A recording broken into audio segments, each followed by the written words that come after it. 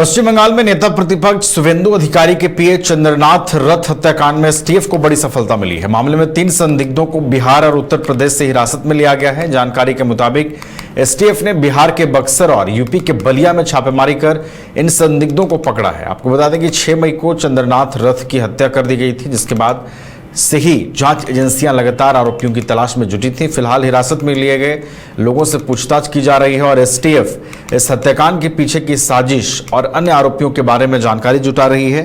और ताजा अपडेट ये मिल रहा है कि यूपी के बलिया का रहने वाला शार्प शूटर राज सिंह अयोध्या से गिरफ्तार हुआ है। बंगाल और यूपी पुलिस ने मिलकर यह कार्रवाई की है। हमारे साथ फोन लाइन पर हमारे वरिष्ठ सहयोगी रंजन जी भी जुड़े हुए हैं, उनका रुख करते हैं। रंजन जी, चंद्रनाथ रथ हत्याकांड में देखिए पुलिस को बड़ी सफलता मिली है। बंगाल पुलिस और यूपी पुलिस की कार्रवाई में 3 संदिग्धों को हिरासत में लिया गया है, और क्या अपडेट मिल पा रहा है? देखिए, जो बंगाल के सीएम हैं शुभेंदु अधिकारी, उनके निजी सहायक चंद्रनाथ रथ की हत्या हुई थी और उस सिलसिले में जो है 3 जो आरोपी हैं या आप कह लीजिए कि संदिग्ध हैं, उनकी गिरफ्तारी जो है वो हुई है। और जैसा आपने बताया कि उसमें बिहार और यूपी के जो अपराधी किस्म के व्यक्ति हैं उनकी गिरफ्तारी हुई है। और अगर आप देखें तो गिरफ्तार जो संदिग्ध हैं उनमें हिस्ट्री शीटर्स भी शामिल हैं। जो जानकारी सोर्सेज के थ्रू आ रही है उसके अनुसार बिहार और उत्तर प्रदेश से गिरफ्तारी हुई है। और संभवतः आज पश्चिम बंगाल पुलिस जो है प्रेस नोट जारी करके जो है इस मामले का खुलासा कर सकती है। आप जानते हैं कि शुभेंदु अधिकारी के पीए चंद्रनाथ रथ की 6 मई की जो है रात में गोली मारकर निर्मम हत्या की गई।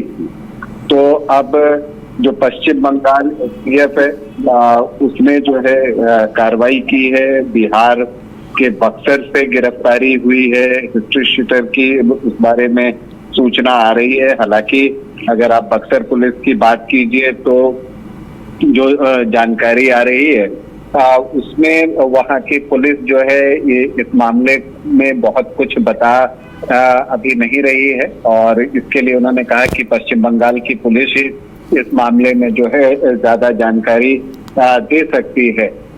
तो शुभेंदु मामले में जो शुभेंदु की पीए मामले में जो है ये जानकारी अब तक सामने आई है। आपको बता दें कि जो बाकी जो 2 आरोपी हैं जो संदिग्ध हैं वो भी जो है बलिया के रहने वाले हैं और वो बक्सर में रहते थे। वारदात के बाद राज सिंह नाम बताया जा रहा है कि अयोध्या में छिपकर रह रहे थे और कोलकाता पुलिस और अयोध्या पुलिस के ज्वाइंट ऑपरेशन के बाद वहां पर भी गिरफ्तारी हुई है।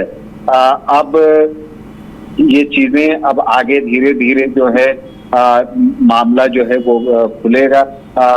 असल में जो शुभेंदु अधिकारी के सहयोगी चंद्रनाथ रथ की हत्या मामले के जो जांच कर रही है टीम, उसको हावड़ा के एक टोल प्लाजा पर कथित तौर पर आप देखें तो हमलावरों द्वारा किए गए यूपीआई भुगतान के रूप में जो है अहम सुराग मिला।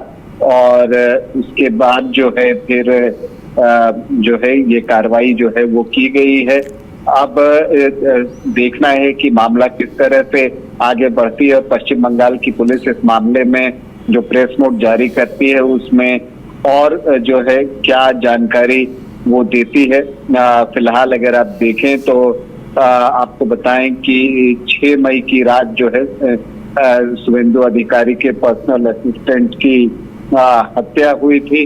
और इसमें पुलिस को शक शुरू से रहा है कि प्रोफेशनल शूटर्स का इस्तेमाल जो है वो किया गया है और ये चीज की गई। हत्या में इस्तेमाल की गई बाइक की भी बरामदगी कर ली गई है। ये बाइक जो है 12/7 में 11 नंबर रेल गेट इलाके के पास मिली है। ये बाइक पहले दमदम इलाके से चोरी हुई थी। तो पुलिस जो है कड़ियों को जोड़ रही है, संदिग्धों की गिरफ्तारी हो रही है। हालांकि अभी बहुत कुछ सामने आना बाकी है।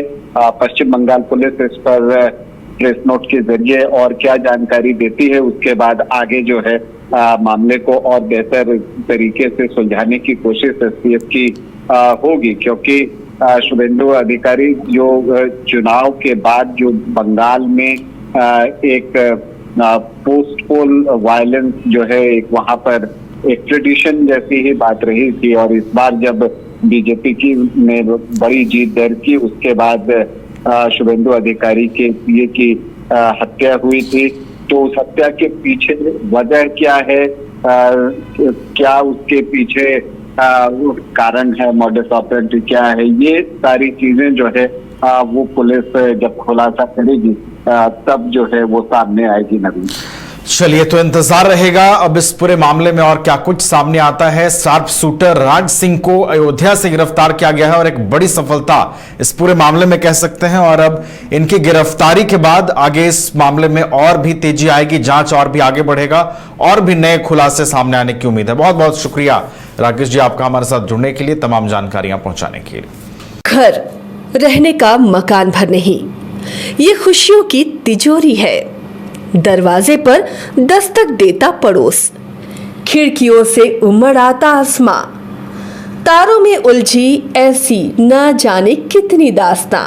कहती हैं चले डायमंड सिटी, एक सफर हम सफर के साथ अपने घर तक। Diamond city life long bonding, 500 से ज्यादा खुशहाल डायमंड परिवार। जल्दी करें, सिर्फ 200 फ्लैट बाकी। आज ही बुक करें अपना आशियाना।